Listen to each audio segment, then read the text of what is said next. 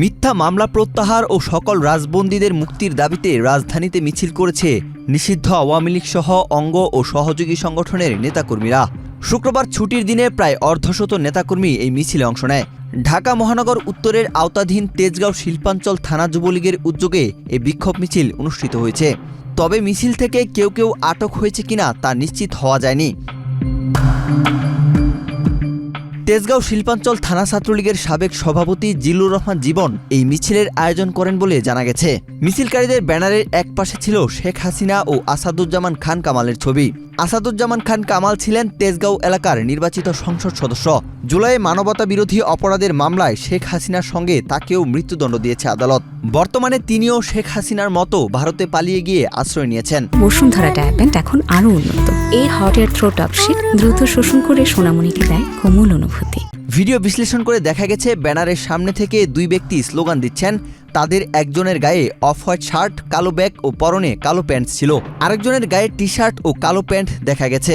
মিছিলে অংশ নেওয়া বেশিরভাগ ব্যক্তির গায়ে ছিল কালো টি শার্ট, অনেকের মুখে ছিল মাস্ক। ধারণা করা হয় পরিচয় গোপন রাখতেই তারা মাস্ক লাগিয়ে মিছিলে অংশ নেয়। তবে মিছিলকারীদের সবার মধ্যে একটি মিল ছিল, তা হলো সবার মাথায় ছিল সবুজ রঙের টুপি। সামাজিক যোগাযোগ মাধ্যমে ছড়িয়ে পড়া 2 মিনিটের কিছু বেশি সময়ের ভিডিওতে দেখা গেছে মিছিলকারীরা শেখ হাসিনার পক্ষে বিভিন্ন স্লোগান দেন। ধারণা করা হয় বিমানবন্দর এলাকায় মিছিলটি অনুষ্ঠিত হয়েছে। তখন সড়কে বেশি যানবাহন বা পুলিশের উপস্থিতি লক্ষ্য করা যায়নি। বৃষ্টিতে ভিজে বেশ কিছু সময় নিষিদ্ধ আওয়ামী লীগের নেতাকর্মীরা সড়কে মিছিল করেন। এরপর দ্রুত তারা গ্রেফতারের ভয়ে সটকে যান। 2024 সালের ছাত্র জনতার গণঅভ্যুত্থানের মধ্য দিয়ে টানা 4 মেয়াদে থাকা আওয়ামী লীগ সরকারের পতন হয়। দেশ ছেড়ে ভারতে পালিয়ে যান সাবেক প্রধানমন্ত্রী শেখ হাসিনা। ডক্টর মোহাম্মদ ইউনূসের অন্তর্বর্তী সরকারের আমলে আওয়ামী লীগ ও ছাত্রলীগকে নির্বাহী আদেশে নিষিদ্ধ করা হয়। দলের অনেক নেতাকর্মী গ্রেফতারের পর এখন বিচারের মুখোমুখি।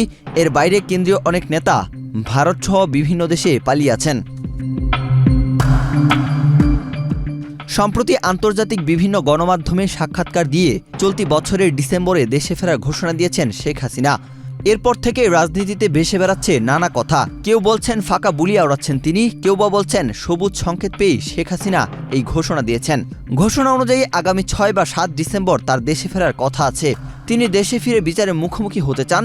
শেখ হাসিনা নিজেও বলেছেন দেশে ফিরলে তিনি গ্রেফতার হতে পারেন, বিপন্ন হতে পারে জীবন। এসব জেনেও দেশে ফেরার ব্যাপারে তিনি অটল। হাসিনার এই ঘোষণার পর ঢাকাসহ বিভিন্ন জেলা, উপজেলা ও ইউনিয়ন পর্যায়ে দলের নেতাকর্মীদের ঝটিকা মিছিল বেড়ে যায়। অল্প সংখ্যক নেতাকর্মীরা নির্জন স্থান বেছে নিয়ে মিছিল শেষে তা ভিডিও করে সামাজিক যোগাযোগ মাধ্যমে ছড়িয়ে দিচ্ছেন। ওয়াহিদ হোসেন জিহাদ, বাংলাদেশ প্রতিদিন।